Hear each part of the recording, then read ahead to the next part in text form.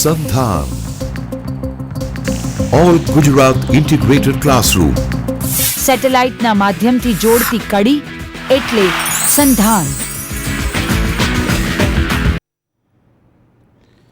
સંધાન અને બાયસેગના ઉપક્રમે પ્રસ્તુત આ કાર્યક્રમ એમ્પાવરિંગ એમ્પ્લોયબિલિટી યુપીએસસી કાર્યક્રમમાં આપ સૌનો આવકાર છે.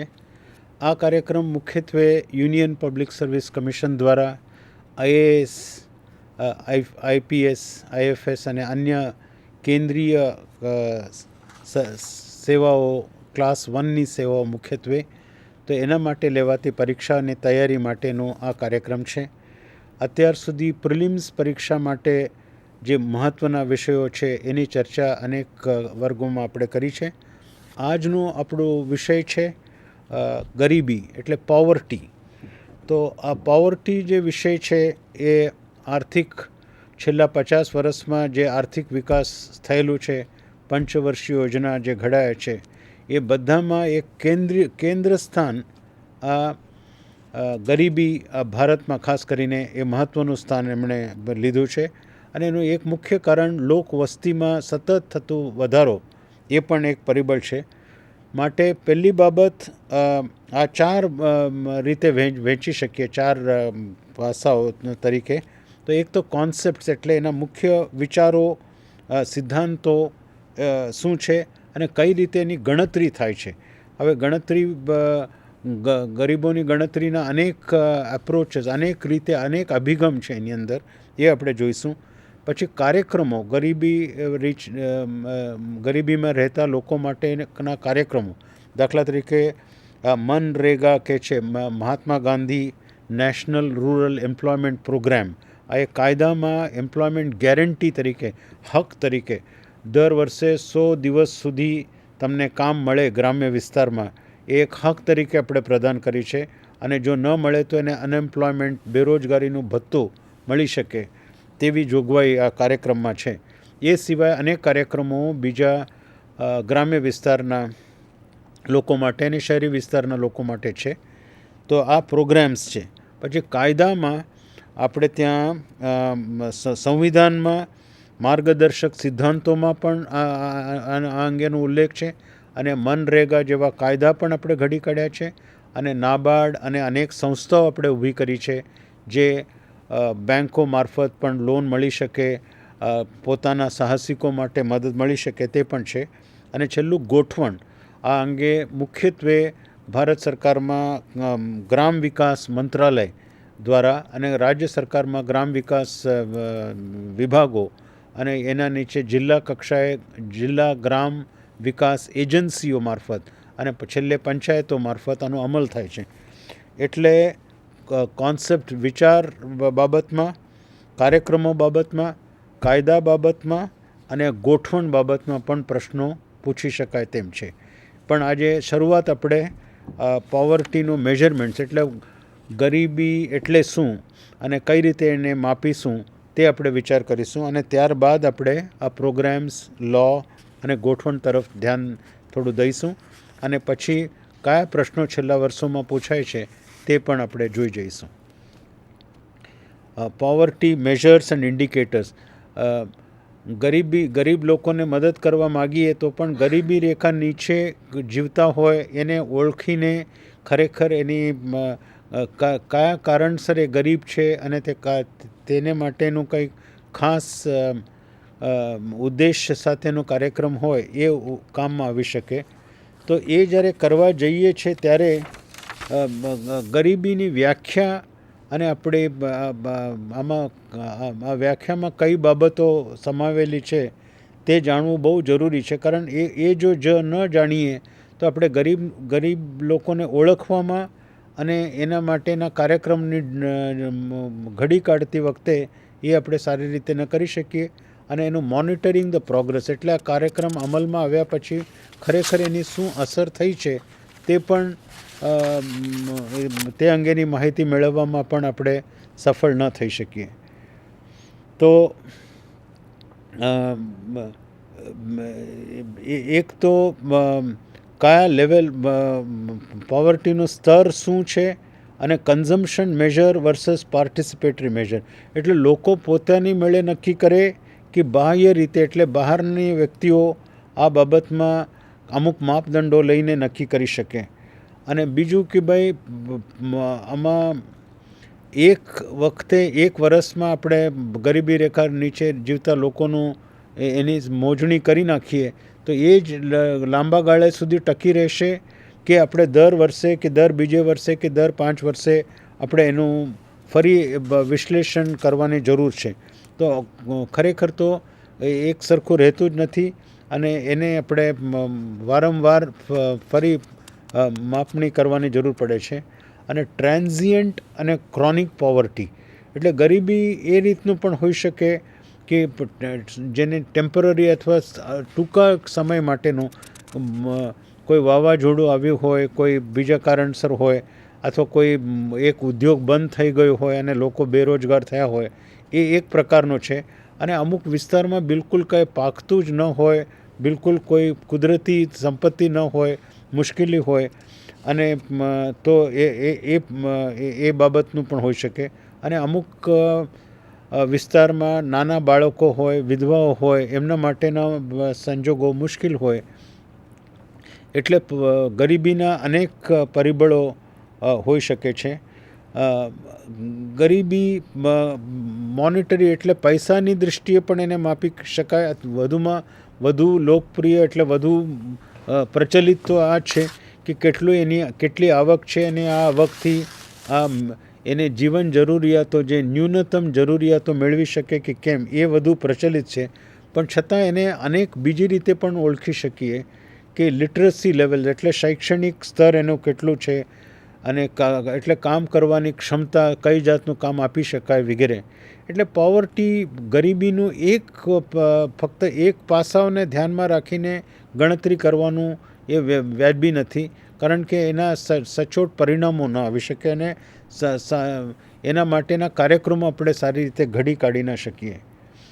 પછી રિલેટિવ પોવર્ટી અને એબ્સોલ્યુટ પોવર્ટી, એટલે ગરીબી કોઈની સરખામણીમાં જે ગરીબી હોય એ ગરીબી, અને એક એમની મેળે આપણે ગણીએ તે રીતનું. આજે દાખલા તરીકે લોઅર મિડલ ક્લાસ છે, કોઈ કારકુન તરીકે કામ કરતો હોય, પટાવાળો તરીકે કામ કરતો હોય, હવે એના કરતાં મોટા ઓફિસર હોય, એની સરખામણીમાં એ ગરીબ તો ગણે છે પોતાને, પણ એની આવક મહિને 5,000 રૂપિયા હોય તો એ જે જમીન વિહોણા મજૂર છે એના કરતાં તો એ ગરીબ તો નથી જ. એટલે સરખામણીમાં ગરીબી હોઈ શકે, પણ એ અને એબ્સોલ્યુટ પોવર્ટી એટલે કે કોઈ સરખામણી ન કરો પણ દિવસના 2 ટંક ખાવાનું પણ ન મળે, એને માટે 2,000 કેલરીઝ પુરુષો માટે જરૂર છે, એટલું કેલરી ખરીદવા માટે પણ એની પૈસા ન હોય, તો એને તો ક્લિયર કટ ગરીબી કહી શકાય કે કોઈની સરખામણીની જરૂર નથી.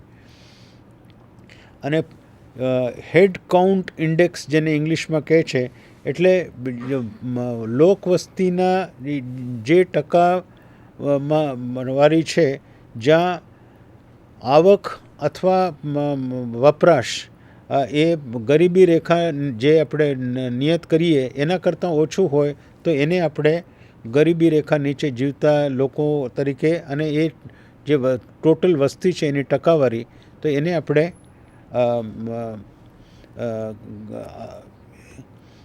હેડ કાઉન્ટ ઇન્ડેક્સ તરીકે ગણી શકીએ. અને પોવર્ટી ગેપ એટલે કે કેટલા જણા ગરીબી રેખાથી નીચે કે દૂર છે, અને એનું કન્ઝમ્પશન એટલે વપરાશ ઓછું હોય તો એને આપણે ડેપ્થ ઓફ પોવર્ટી એટલે પોવર્ટી ગેપ તરીકે ઓળખી શકીએ. પોવર્ટીની સિવિયરિટી અને પોવર્ટીનું ગેપ એ પણ મહત્ત્વની બાબતો છે.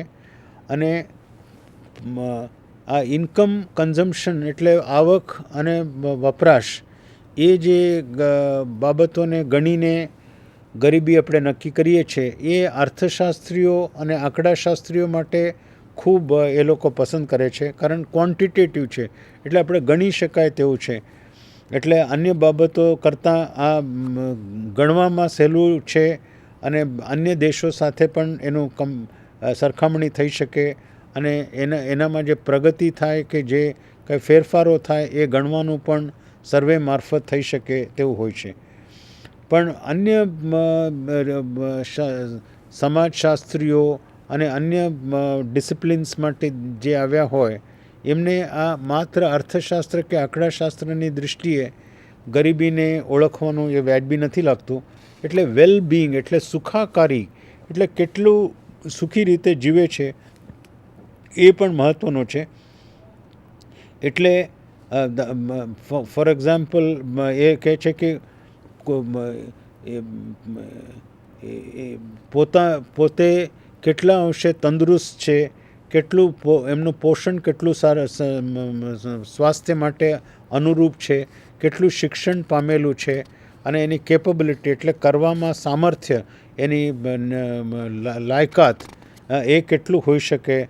હવે આ બધું ભારતના નોબેલ પ્રાઇઝ વિનર અર્થશાસ્ત્રી અમર્ત્ય સેન જે હાર્વર્ડમાં યુનિવર્સિટીમાં ભણાવે છે એમના લખાણમાં આ જે લાયકાત અને પોતાનું કામ કરવામાં પોતાની વિવિધ શિક્ષણ, સ્વાસ્થ્ય, પોષણ વગેરેમાં એનું શું પેલું રહેલું છે. તો આ ગણવા માટે આ કહેવાથી તો આપણે એનું રાષ્ટ્રમાં કેટલા લોકો આ રીતે ગરીબી નીચે છે એ ગણી ન શકીએ.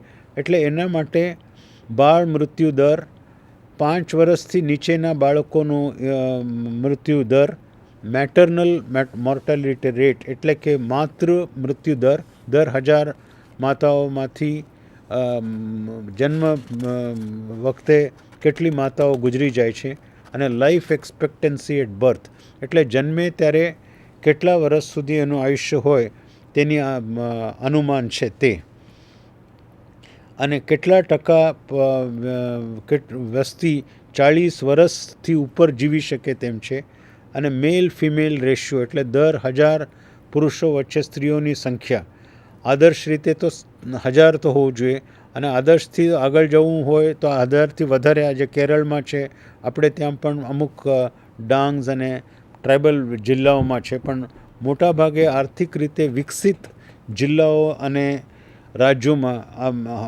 900 અથવા ઇવન 850 સુધી પણ છે.